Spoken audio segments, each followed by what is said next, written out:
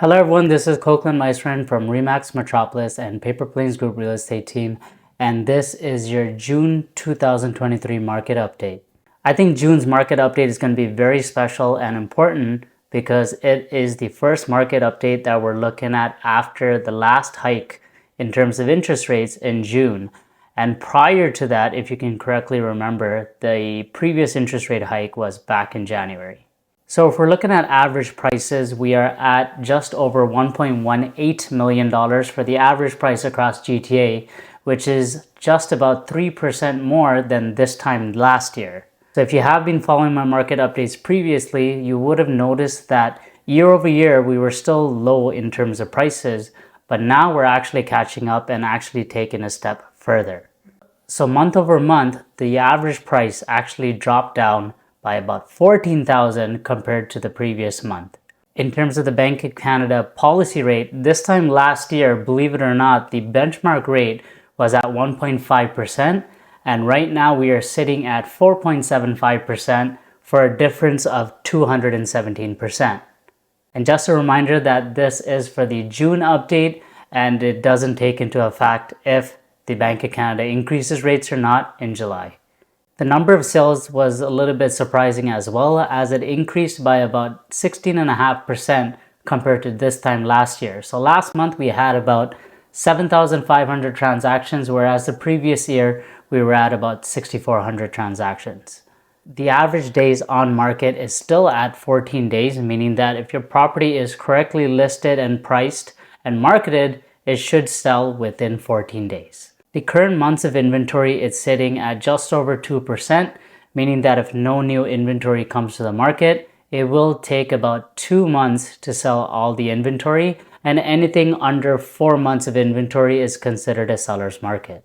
So the average price by type, for detached, the prices went up by about 5%. We're sitting at just over 1.5 million for the average detached property in the GTA. Semi-detached were up 8% at just over 1.2 million.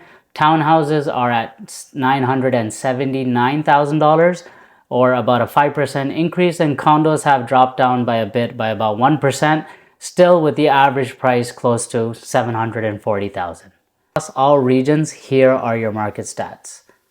So York and Halton is leading the way with the highest price with about 1.4 and 1.3 respectively. And in terms of number of sales, Toronto, York, and Peel seem to be the most active. In terms of price point, I would say Simcoe and Durham region are still pretty great. Although for Durham, we're sitting at 1.4 months of inventory, meaning that properties that are coming to the market are usually selling, and not a lot of listings are coming up and available for the demand available. So in terms of how prices have been doing since 2022, here's a chart that simply shows that. So since last June for the previous year, the market kind of stabilized a little bit, even though interest rates were still being implemented. And since January, the market took off again. And for last month, we can see that there was no price increases.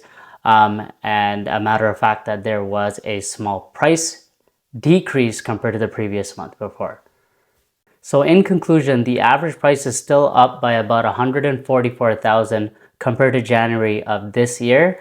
And month over month, we are at about $14,000 down compared to the previous month. And it could be because of the last interest rate announcement that was announced in the beginning part of June. So if you are a seller or a buyer in today's market, here are some tips for you. If you are a seller in today's market, you need to make sure you understand the inventory levels and also know what realistic expectations you could have in terms of price. Usually in the summer, there are more sales, but also more listings usually come to the market, and you might have more competition. And if you're having a hard time with the higher interest rates and higher payments, it's best to reach out to your designated professional to see what options are there. And if worse comes to worse, then you obviously should offload that property to alleviate some of that stress and some of that debt. If you are a buyer, it's going to be very interesting as well, as the pool of buyers might be a little bit smaller now because of the recent hike. And if you have had a recent pre-approval done with a pretty favorable rate, you might want to make a move and purchase a property so you can secure that interest rate. For those buyers who don't have those things in place, again, you have to sit down and see the type of property that you want, if you're able to qualify for it, and if the payments make sense.